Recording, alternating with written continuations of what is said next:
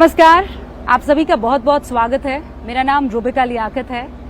हम माँ गंगा की गोद में हैं और इस वक्त हमारे साथ काशी का लाडला, हीराबा का लाडला, देश के बड़ा प्रधानमंत्री नरेंद्र दामोदर दास मोदी जी। बहुत बहुत स्वागत है आपका। जय माँ गंगे। जय महाकाल। कैसे हैं आप? मैं वैसा ही हूँ जैसा चुनाव प्रारंभ हुआ उसके पहले था।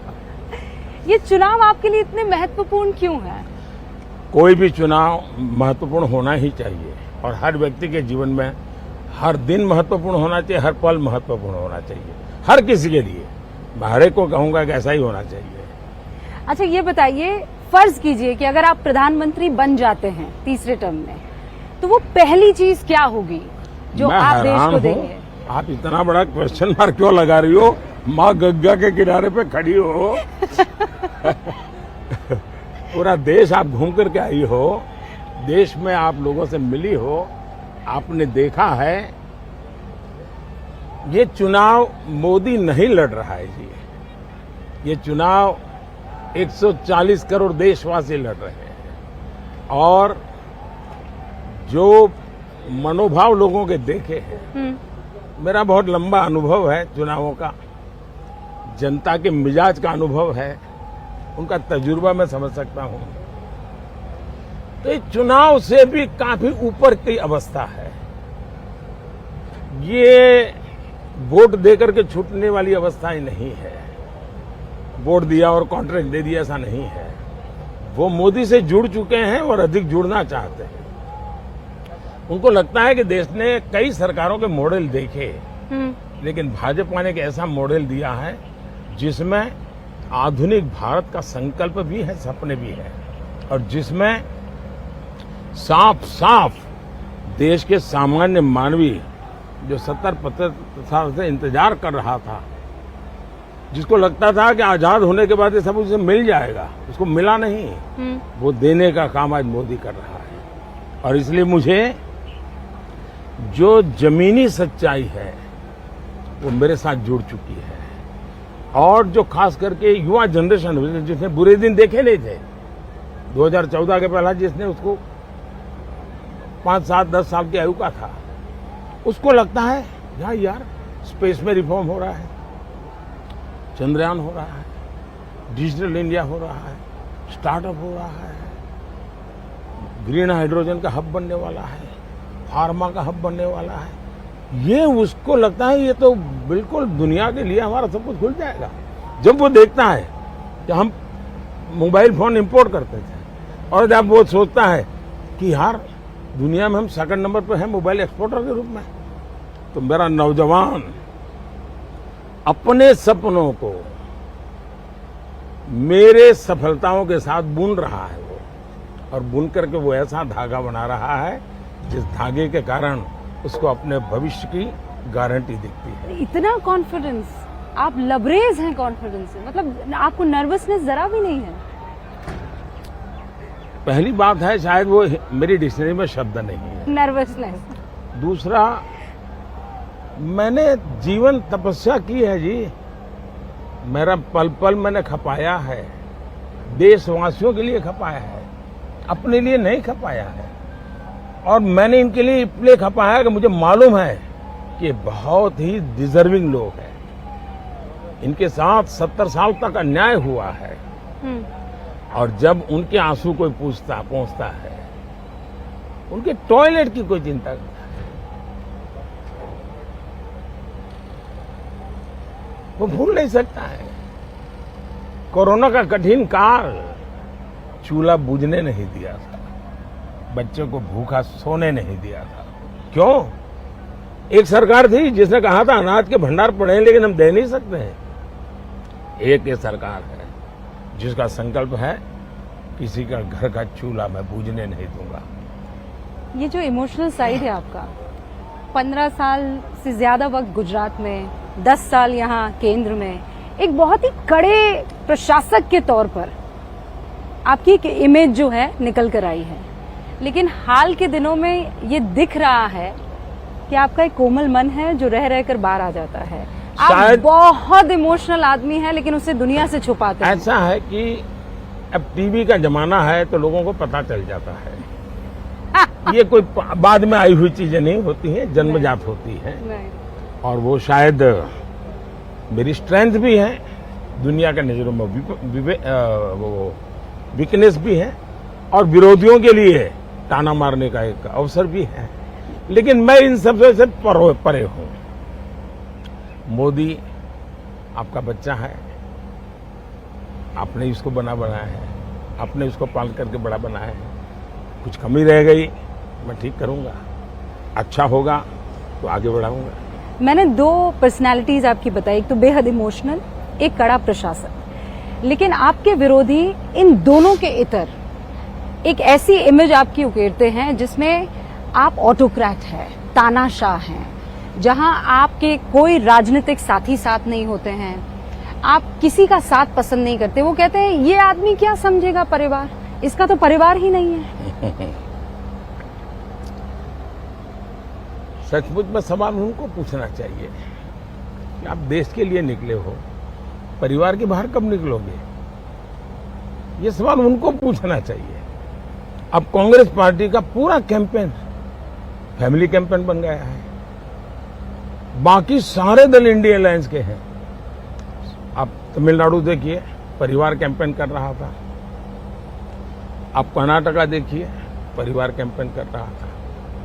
आप आंध्र देखिए, परिवार कैंपेन कर रहा था। आप तेलंगाना देखिए, परिवार कैंपेन। आप उत्तर प्रदेश देखिए, 2 परिवार कैंपेन कर। जम्मू कश्मीर देखिए, 2 परिवार कैंपेन कर रहे हैं। सवाल मीडिया के उनको होने चाहिए कि क्या हुआ कि इतने साल के बाद भी आप परिवार से बाहर निकल क्यों नहीं पाते हो? मैं परिवार से जुड़ा नहीं हूं, ये गुनाह नहीं होना चाहिए, गर्व होना चाहिए। ये लोकतंत्र की सबसे ऊंची अमानत है कि जो इंसान अपने परिवार के लिए नहीं जीता है, जो इंसान देश को अपना परिवार मानता है, मेरा भारत मेरा परिवार, उसके लिए जीता है। अब ये क्वेश्चन मार्क लग जाए तब मुझे होता है कि क्या इरादे होंगे। आपको तकलीफ होती है इस बात को लेकर कि ये आइडियोलॉजिकल वॉर कम है, वैचारिक जो लड़ाई है वो कम है, आपसे नफरत ज्यादा है? मतलब अगर ये मोदी ने किया है तो पक्का कुछ गड़बड़ है, इसमें कुछ खराब है। कठिनाई ये है कि जब इंसान तर्क के आधार पर, तथ्य के आधार पर और जमीनी हकीकतों के आधार पर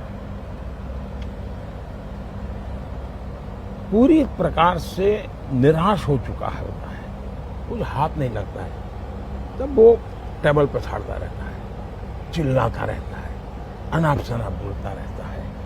अब मेरे सामने 2 रास्ते हैं कि जो हो हल्ला हो रहा है मैं अपना ध्यान उसमें केंद्रित करूं कि मैं जिस संकल्प को लेकर के चला हूं मैं अपने आप को वहां समर्पित करूं। तो मैंने अपने आप को अपने संकल्पों के लिए समर्पित कर दिया है।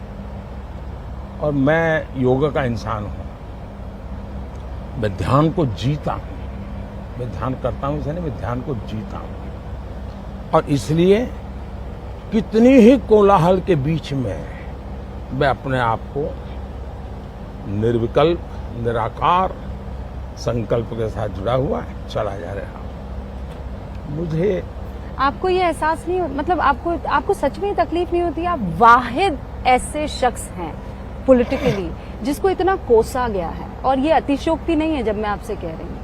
मतलब आप किसी भी पर्सनालिटी को सोचिए तो उसको विपक्ष की तरफ से ऐसे नहीं कोसा गया जैसे आपको कोसा गया है। हमारे शास्त्रों में कहा है कि निंदक नियरे राखिए, और मैं ये साफ मानता हूं अगर इतने आलोचक न होते, टीवी मीडिया का वो जमाना में थोड़ा कम था, लेकिन जो भी बैठे थे वो एक विचारधारा से प्रेरित लोग थे, वेस्टेड इंटरेस्ट ग्रुप से जुड़े हुए थे, तो उन्होंने सोचा कि इस आदमी को गालियां दे दे करके हम इस पूरे एक इंस्टीट्यूट को और पूरे एक विचार प्रवाह को ही तबाह कर देंगे। ये भूल गए कि उन्होंने ऐसा करके मुझे बहुत बड़ा बना दिया, वरना मुझे कौन जानता था ये गालियों देने के कारण में। और इसलिए मैं आपको आश्चर्य, मैं गुजरात में पब्लिक मीटिंग करता था ना, हाँ। तो मैं पूछता था कि कोई काले झंडे वाला आया है कि नहीं आया है। तो फिर वो मेरे सामने, मैंने कहा भाई 2-4 काले झंडे वाले लाइए, तभी तो कल अखबार में आएगा कि मोदी जी ने इतना बड़ा कार्यक्रम किया। मैंने कहा एक लाइन नहीं छपेगी, 2-4 काले झंडे वाले रखो भाई, क्योंकि मेरा पॉजिटिव प्रचार संभव ही नहीं है। तो मैंने कहा कोई नेगेटिव वाला आ जाएगा तो कम से कम ये खबर आएगी कि मैं मोदी उस गांव में वो कार्यक्रम कर रहा था, क्या कर रहा था वो भी नहीं आएगा, तो फिर कोई सोचेगा। एक बार मेरे यहाँ कुछ लोग आए गुजरात में, हाँ। वो कह रहे वो मिठाई विठाई लेकर के आए और मेरे 40-50 गांव के प्रधान आ गए, बोले हमारे गांव में 24 घंटे बिजली हो गई तो हम आपको सम्मान करने आए। हाँ। मैंने कहा झूठ बोल रहे हो, 24 घंटे बिजली हो ही नहीं सकती। नहीं, बोले हो गई है। मैंने कहा बताओ किस अखबार में छपा है, किसी टीवी में आया क्या? नहीं, बोले वो अखबार में तो नहीं आएगा। तो मैंने कहा आपकी बात मान लो, बड़े मान लो। चल मैंने कहा चलो मिठाई खिलाओ। तो मैं इन चीजों से निकला हूं, तो मैंने इसका आनंद लिया है। हम एक कार्यक्रम कर रहे हैं मोदी जी, न्यूज 18 इंडिया का वो कार्यक्रम है मोदी वतन मुसलमान। हम ज्यादातर उन जगहों पर जाते हैं जहां पर मुस्लिम मतदाता भारी संख्या में है। पहले आलम अलग था और आज की तारीख में मैं आपको पूरी गंभीरता से और संजीदगी से कह सकती हूं कि ऐसे ऐसे मुसलमान आगे आते हैं जो आपके लिए जान दे सकते हैं। और एक उनका वाक्य है, ना दूरी है ना खाई है, मोदी हमारा भाई है, बड़ा जोर शोर से ऐसे करते हुए नजर आते हैं। बावजूद उसके आप उस धारणा को तोड़ने में क्या नाकामयाब रहे हैं कि मोदी मुसलमानों का नहीं है? पहली बात यह है कि ये मुद्दा मुसलमान का नहीं है। इंडिविजुअल मुसलमान कितना ही मोदी के साथ होगा, लेकिन एक निश्चित विचार प्रवाह है जो उनको आदेश करता है कि आप ये करो या आप वो करो, उसके आधार पर वो निर्णय करते हैं। जहां तक मोदी का सवाल है, क्योंकि मैं स्कूल में, एक तो मेरा जो घर है ना, मेरे अगल बगल में सारे मुस्लिम परिवार हैं, तो हमारे घर में ईद भी मनती थी, हमारे घर में और भी त्योहार होते थे। मेरे घर में ईद के दिन खुद का खाना नहीं पकता था, सारे मुस्लिम परिवारों से मेरे यहाँ खाना आ जाता था, क्योंकि मेरे परिवार, हम रहते वहीं हैं, मेरा घर वहीं है, मेरे यानी 5 कदम के बाद मुस्लिम परिवार है। तो जब मुहर्रम निकलता था तो हमारा कंपलसरी होता था कि उससे नीचे से निकलो, जैसे परिक्रमा करते हैं ना मंदिरों, ताजिए के नीचे। हाँ, तो ताजिए के नीचे से निकलो, हमें सिखाया जाता था। तो मैं उस दुनिया से पला बढ़ा। आज भी मेरे बहुत सारे दोस्त हैं पुराने। दूसरा, 2002 के बाद मेरी छवि बहुत खराब हो गई, खराब कर दी गई गोधरा के बाद। तो मैंने सोचा भाई जरा रियलिटी जाननी चाहिए। तो मैंने हमारे 30 कार्यकर्ताओं का, युवाओं का एक ट्रेनिंग कैंप किया और उनको सर्वे करना सिखाया। सर्वे मतलब वो आंकड़ों वाला सर्वे नहीं, बातचीत कैसे करनी, बात कैसे निकालनी। अहमदाबाद में एक माणिक चौक करके जगह है, वो माणिक चौक में शाम को लोग खाना खाने जाते, खावानू ने पीवानू। हाँ। पर वहां दिन में जो बिजनेस है, सारे व्यापारी हैं और खरीदार सारे हिंदू हैं। बड़ा यूनिक मार्केट है, मतलब सारे व्यापारी मुसलमान हैं। सारे व्यापारी मुसलमान हैं और सारे खरीदार हिंदू हैं। और वो इतनी भीड़ होती है जी, पैदल नहीं चल सकते आप। साइकिल को तो लेके जाना इम्पॉसिबल है। अब दिवाली में बड़ी भाव होती है ना, आप अंदर गए 2 घंटे से निकल नहीं सकते, और हर प्रकार की चीजें बिकती है वहां।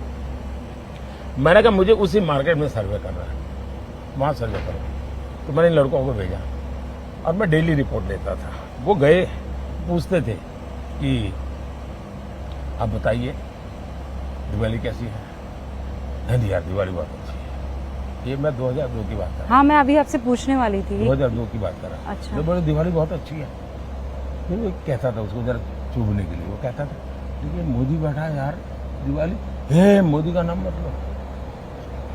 ये बच्चा होता था उनका, बोले इसकी माँ सुनेगी ना तो मुझे रात को खाना नहीं देगी। बोले क्यों? अरे बोली मोदी नहीं आया ना तब तक ये स्कूल नहीं जाता था। बोले मोदी आया तो स्कूल जा रहा है, ये दिवाली की छुट्टियां हैं तो मेरे यहाँ दुकान पे मेरी मदद कर रहा है। बोले पहले कभी दुकान पे नहीं आता था। बोले मेरा सर फूट जाता था। बोले उसकी माँ इतनी खुश है कि मेरे बच्चे सब उनका जीवन बन रहा है। तो बोले मोदी के खिलाफ मेरे यहाँ घर में मत बोलो। बोले और करीब करीब 90% दुकान वालों का तर्क अलग अलग होंगे, यही जवाब था। दूसरा, मुझे कुछ महिला एक बार मिल आई, मुस्लिम महिला,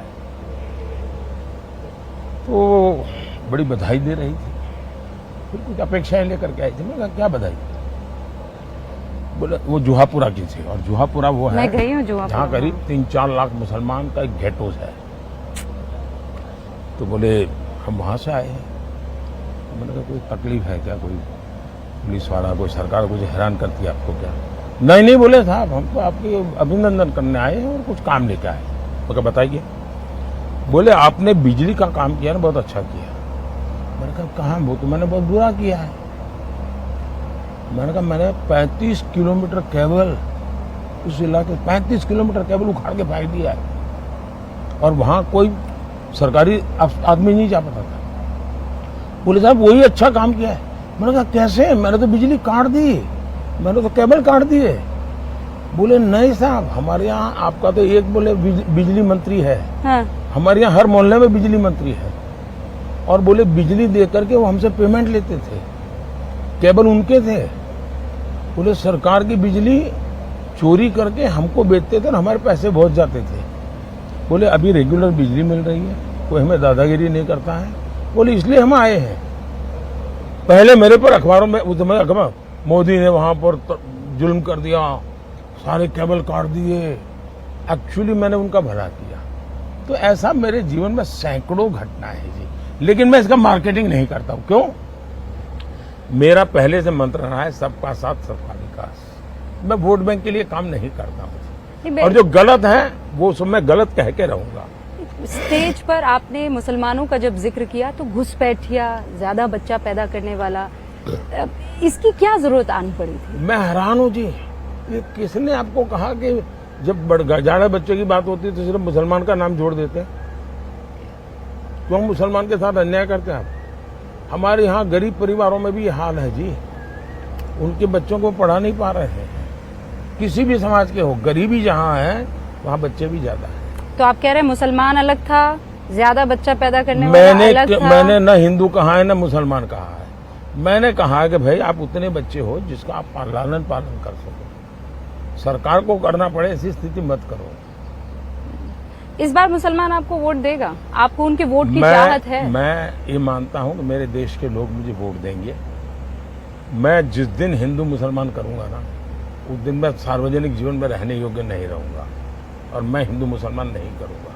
ये मेरा संकल्प है। अगर मैं घर देता हूं, मैं सैचुरेशन की बात करता हूं, 100% डिलीवरी। इसका मतलब हुआ गांव में मानो 200 घर है, कौन समाज है, कौन जाति है, कौन धर्म है, 9, उन 200 घर में अगर 60 लाभार्थी हैं तो उन 60 लाख लोगों को मिलना चाहिए। और जब मैं 100% सैचुरेशन का मतलब होता है वो सच्चा सामाजिक न्याय है, वो सच्चा सेक्युलरिज्म है। जब आप उसमें करप्शन की भी संभावना नहीं रहती, तो आपको मालूम है भाई भले ये उसको मंडे को मिला है ना, अगले मंडे को मेरा नंबर लग जाएगा। नहीं, इस बात की गवाह तो मैं भी हूँ। हाँ। मुसलमान ये बात कहते हैं, हाँ। और ये मानते हैं कि उनके घर पे सड़क आई है, बिजली आई है, उनके घर पे सिलेंडर आया है। शकीला और शकुंतला में किसी तरह का कोई अंतर नहीं है। हाँ। और ये रहा आपका नमो घाट। कैसा लगता है जब आप ये देखते हैं तो? कैसा लगता है ये बदलाव? पहली बात है कि मैं मानता हूँ कि काशी में घाट और काशी की पहचान है, लेकिन उसमें आधुनिकता होनी चाहिए, व्यवस्थाएं होनी चाहिए, और उसमें से मुझे एक ये नमो घाट बनाने का विचार आया। और इन दिनों शाम को बहुत बड़ी मात्रा में लोग यहाँ आते हैं, तो वो पुराना और इसको जोड़ करके देखते हैं। और मैंने उस पुरानी परंपराओं को भी बचा के रखा है, और मैंने उसको आधुनिक रूप भी दिया है, विरासत भी। और लगातार गंगा को नमन। यहाँ क्यों आते हैं? नमो गंगा, ये नमो गंगा है। बहुत खूब। अच्छा, ये बताइए, जो मेरे 2 क्विक आखिरी सवाल है। पहला तो ये कि ये कहा जाता है कि 400 पार अगर मोदी ले आएगा तो फिर विपक्ष क्या करेगा? विपक्ष एक मजबूत स्थिति में होगा तभी तो लोकतंत्र चल पाएगा। आप क्यों चाहते हैं कि सब आप ही के पास आ जाए? मैं चाहता हूं कि विपक्ष मजबूत बने, मैं इसी के लिए मेहनत कर रहा हूं। लेकिन मजबूती का मतलब ये नहीं कि हाउस न चलने दे, हुड़दंग करे, अनडेमोक्रेटिक वे में काम करे। भारत का दुर्भाग्य है कि पिछले 10 साल ये लोग पूरी तरह विपक्ष के रूप में भी फेल गए। उनके खाते में विपक्ष के नाते काम किया एक काम नहीं है। जो लोग विपक्ष में फेल गए वो शासन में कैसे सफल हो सकते हैं? और भारत में मजबूत लोकतंत्र की बहुत आवश्यकता है, मजबूत विपक्ष की आवश्यकता है।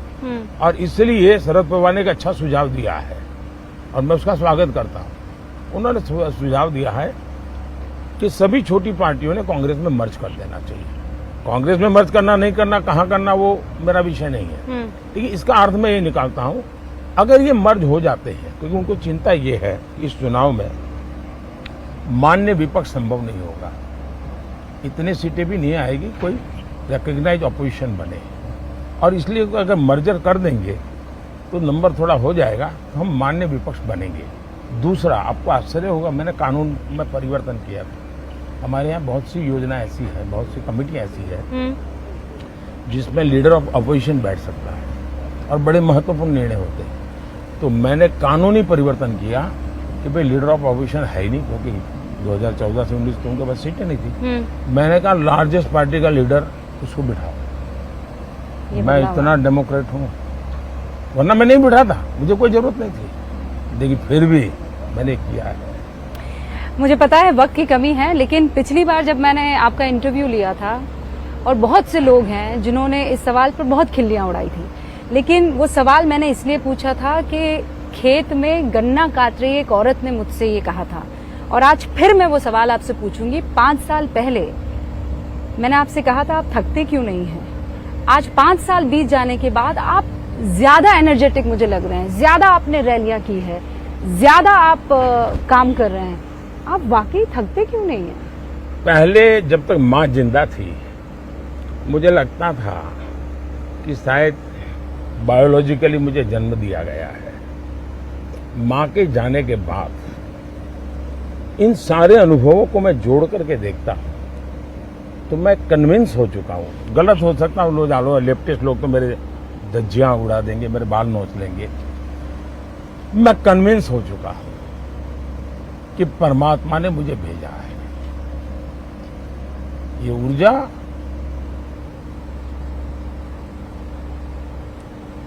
बायोलॉजिकल शरीर से नहीं मिली है। ये ऊर्जा ईश्वर ने मुझसे कुछ काम लेना है, इसलिए मुझे विधा भी दी है, इसलिए मुझे सामर्थ्य भी दिया है, इसलिए मुझे नेक दिली भी दी है और प्रेरणा भी वही दे रहा है, पुरुषार्थ करने का सामर्थ्य भी दे रहा है। और मैं कुछ नहीं हूं, एक इंस्ट्रूमेंट हूं जो ईश्वर ने मेरे रूप में मुझसे लेना तय किया है। और इसलिए मैं जब भी कुछ करता हूं तो मैं मानता हूं शायद ईश्वर मुझसे करवाना चाहता है, क्या परिणाम होगा चिंता छोड़ो। मैं सिर्फ ईश्वर को समर्पित हूं।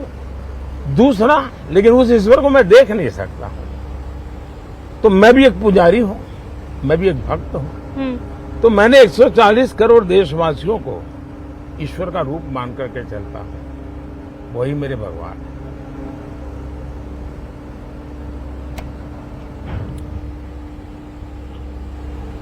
आप भगवान के बीच में हैं और भगवान आपके साथ है, माँ आप में समाई हुई है। आपको खूब सारी शुभकामनाएं। बहुत बहुत धन्यवाद। 4 जून को फिर हो सकता है आपसे मुलाकात हो। ख्याल रखिएगा। धन्यवाद जी, थैंक यू।